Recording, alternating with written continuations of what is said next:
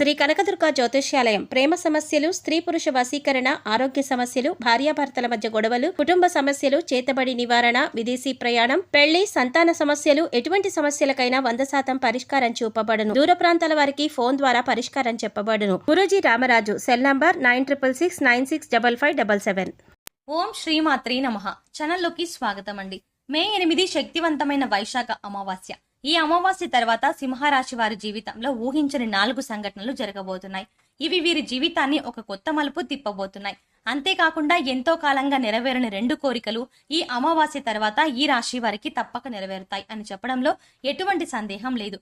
అయితే ఈ అమావాస్య తర్వాత ఈ రాశి వారి జీవితంలో జరగబోయే ఆ 4 సంఘటనలు ఏమిటి, అలాగే వీరికి తీరబోయే ఆ 2 కోరికలు ఏమిటి, ఈ సమయంలో మరిన్ని శుభ ఫలితాలను పొందడం కోసం ఈ రాశి వారు చేయవలసిన దేవతారాధనతో పాటుగా పాటించవలసిన పరిహారాల గురించి ఈ వీడియోలో తెలుసుకుందాం. అంతకంటే ముందు మీరు ఇంకా మన ఛానల్ ని సబ్స్క్రైబ్ చేసుకోకపోతే వెంటనే సబ్స్క్రైబ్ చేసుకుని పక్కనున్న బెల్ ఐకాన్ క్లిక్ చేసి ఆల్ సెలెక్ట్ చేసుకుంటే మేము ఇలాంటి వీడియోస్ అప్లోడ్ చేసిన వెంటనే మీకు నోటిఫికేషన్ అందుతుంది. సింహరాశి వారి లక్షణాలు చూసుకున్నట్లయితే వీరు పొడవైన బలిష్టమైన శరీరం, గుండ్రని ముఖం, చక్కని ముఖ వర్చస్సు, సుందరమైన స్వరూపం, ఎప్పుడు సంతోషంతో ఉంటూ కనిపిస్తారు. వీరికి జ్ఞాపక శక్తి అధికంగా ఉంటుంది. కార్య దీక్ష, దక్షత కూడా ఉంటుంది. మంచి చెడు ఆలోచించిన తర్వాతనే కార్యసాధన చేస్తారు. ఈ రాశి వారికి అతీంద్రియ విద్యలపై ఆసక్తి ఎక్కువగా ఉంటుంది. వీరు చేసే పనులు మనస్ఫూర్తిగా చేస్తారు. ఏ విధమైన ఆశింపు లేకుండా పనులు పూర్తి చేస్తారు. వీరు ఎలాంటి ఆలోచనలు ఆలోచిస్తున్నారో ఎవరికీ తెలియవు. తమ వ్యక్తిగత విషయాల గురించి ఎదుటి వారితో షేర్ చేసుకోవడం ఈ రాశి వారికి అంతగా నచ్చదు. ఈ రాశి స్త్రీల గురించి చూసుకున్నట్లయితే వీరు చూడ్డానికి ఎంతో అందమైన ముఖార విందం కలిగి ఉంటారు. ఎదుటి వారిని ఇట్టే ఆకర్షించే అందచందాలు వీరి సొంతం. తమ సౌందర్యాన్ని రెట్టింపు చేసుకోవడానికి అనుక్షణం తపిస్తూ ఉంటారు.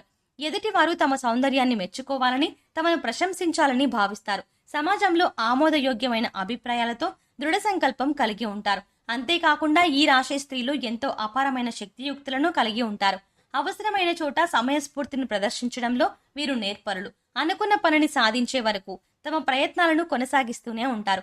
ఈ రాశి వారికి ఉన్న మరొక ముఖ్యమైన లక్షణం అతి జాగ్రత్త.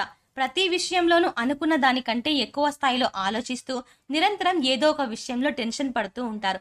వీరి అతి జాగ్రత్త కారణంగా కొన్నిసార్లు ఎన్నో ఇబ్బందులను ఎదుర్కొంటారు. అయినా సరే వీరి యొక్క అతి జాగ్రత్త అనే లక్షణం మాత్రం పోదు. ఈ రాశి స్త్రీలు ఎంతో ప్రేమ, ఆప్యాయతలు కలిగి ఉంటారు. ఇతరుల పట్ల సానుకూల వైఖరి కలిగి ఉంటారు. పెద్దలను గౌరవిస్తారు. కుటుంబ సభ్యుల అంగీకారం ప్రకారం నడుచుకుంటారు. తమ వాళ్ళని ఇబ్బంది పెట్టే పనులు చేయడానికి ఇష్టపడరు. ఈ రాశి స్త్రీలు తమ భాగస్వామి పట్ల ఎంతైతే ప్రేమాభిమానాలు కలిగి ఉంటారో తమ భాగస్వామి కూడా తమకు అంతే ప్రేమాభిమానాలు దక్కాలని ఆశిస్తారు. మొండితనం, స్థిరమైన స్వభావాలు వీరిలో ప్రస్ఫుటంగా కనిపిస్తాయి. వీరికి కోపం చాలా త్వరగా వస్తుంది. అయితే ఆ కోపం ఎంతో సేపు కొనసాగదు. దాని నుంచి చాలా వేగంగానే బయటపడి ఆ విషయాన్ని అంతటితో మర్చిపోతారు. ఈ రాశి వారు అమావాస్య తర్వాత వినబోయే 4 సంఘటనల గురించి చూసుకున్నట్లయితే ముఖ్యంగా వీరికి, వీరి బంధువులకి ఎంతో కాలంగా ఉన్న చిన్న చిన్న మనస్పర్ధలు అన్నీ కూడా ఈ సమయంలో పూర్తిగా తొలగిపోతాయి. అదేలాగంటే ఒక శుభకార్యంలో అనుకోకుండా మీరు మీ బంధువులు కలుసుకోవడం జరుగుతుంది. అక్కడ మీరు ఎడముఖం పెడముఖంగా ఉంటూ మీ మధ్య జరిగిన గొడవలను గుర్తు చేసుకుంటారు. అయితే ఈ సమయంలోనే మీరు మీ బంధువులు కలిసి కూర్చొని మాట్లాడుకొని ఒకరికొకరు క్షమాపణ చెప్పుకొని మీ మధ్య గొడవలన్నీ పూర్తిగా తొలగిపోయేలా చేసుకుంటారు. తద్వారా మీకు, మీ బంధువులకు మధ్య ఉన్న తగాదాలన్నీ పూర్తిగా తొలగిపోయి సత్సంబంధాలు పెరుగుతాయి. అంతేకాకుండా మీరు మీ బంధువులతో పాటు ఎన్నో శుభకార్యాలకు హాజరవుతారు. ఎన్నో విహారయాత్రలకు, తీర్థయాత్రలకు వెళ్తారు. మరొక సంఘటన ఏంటంటే ఎవరైతే ఉన్నత చదువుల కోసం విదేశాలకు వెళ్లాలనుకుంటున్నారో వారికి ఈ సమయంలో విదేశాలకు వెళ్లే అవకాశం లభిస్తుంది. అంతేకాకుండా వ్యాపార అభివృద్ధి కోసం, ప్రయోజనాల కోసం, ఉద్యోగ ప్రయోజనాల కోసం లేదా ఉన్నత చదువులు చదువుకొని అక్కడే మంచి స్థానంలో స్థిరపడాలి అనుకునేవారు అందరికీ కూడా ఈ సమయం చాలా అనుకూలంగా ఉంటుంది. గత కొంతకాలంగా పెండింగ్ లో ఉన్న మీ పాస్పోర్ట్, వీసా పనులు ఈ సమయంలో అతి వేగవంతంగా పూర్తవుతాయి. అంతేకాకుండా విదేశాలలో మంచి పొజిషన్లో స్థిరపడడంతో పాటు మీరు స్వదేశానికి కూడా మంచి పేరు ప్రఖ్యాతలు తీసుకొస్తారు. మరొక ముఖ్యమైన సంఘటన ఏంటంటే వివాహం కోసం ఎదురు చూస్తున్న ఈ రాశి వారికి ఈ సమయంలో వివాహ ప్రయత్నాలు సఫలీకృతం అవుతాయి. ఎంతో కాలంగా ఎన్ని ప్రయత్నాలు చేస్తున్నప్పటికీ వివాహం జరగక ఇబ్బంది పడుతున్న వారికి, అలాగే పీటల మీద వరకు వచ్చిన పెళ్లి ఆగిపోయిన ఈ రాశి వారికి మీరు కోరుకున్న వ్యక్తిని, మీకు నచ్చినట్టుగా అన్ని గుణాలున్న వ్యక్తిని వివాహం చేసుకునే అవకాశం లభిస్తుంది. అలాగే ఎవరైతే తమ ప్రేమ వ్యవహారాలను ఇంట్లో చెప్పి కుటుంబ సభ్యులందరి అంగీకారంతో వివాహం చేసుకోవడం కోసం ఎంతో కాలంగా వేచి ఉన్నారో వారికి ఈ సమయం అనుకూలంగా ఉంది. ఈ సమయంలో మీరు ప్రేమించిన వ్యక్తి గురించి మీ కుటుంబంలో చెప్పడం ద్వారా వారు మీ ప్రేమ వివాహానికి మద్దతునిస్తారు. అలాగే ఎవరైతే గత కొంతకాలంగా ఒకే సంస్థలో ఉండి పనిచేస్తూ అక్కడే అభివృద్ధి కోసం ఎదురు చూస్తున్నారో వారికి ఈ సమయంలో ఉద్యోగపరంగా అభివృద్ధి లభిస్తుంది. అంటే ప్రమోషన్ కోసం ఎదురు చూస్తున్న వారికి ప్రమోషన్ లభిస్తుంది. అలాగే ఆదాయంలో పెరుగుదల కోసం ఎదురు చూస్తున్న వారికి ఆదాయం పెరుగుతుంది. సాలరీ ఇంక్రిమెంట్స్ అందుతాయి. మీరు పని చేస్తున్న చోట మీకంటూ ఒక గుర్తింపు లభిస్తుంది. ఇన్నాళ్ల మీ శ్రమకు ఫలితం వచ్చే సమయం ఇదే. ఈ సమయంలో ఈ రాశి వారికి తీరబోయే 2 కోరికలు ఏమిటంటే, ఒకటి సొంతింటి కల. ఎవరైతే ఈ రాశి వారు ఎంతో కాలంగా సొంతంగా ఇల్లు కట్టుకోవాలని అనుకుంటున్నారో వారికి ఈ సమయంలో మీ కల సాకారం అవుతుంది. అలాగే సొంతంగా వాహనాలు కొనుక్కోవాలి అనుకునే వారికి ఈ సమయంలో ఈ వాహన కల నెరవేరుతుంది. ఈ సమయంలో మీరు స్థిర చరాస్తులను అభివృద్ధి చేస్తారు. వంశపారంపర్యంగా వచ్చిన ఆస్తులు అభివృద్ధి విషయంలో మీకు ఎంతో మేలు చేకూరుతుంది. ఈ సమయంలో మీ ఆస్తులు పెరగడమే కాకుండా వాటి ద్వారా మీకు సమాజంలో మంచి పేరు ప్రఖ్యాతలు లభిస్తాయి. మీరు చేయాలనుకుని చెయ్యలేని పనులను మీ సంతానం ద్వారా చెయ్యగలుగుతారు.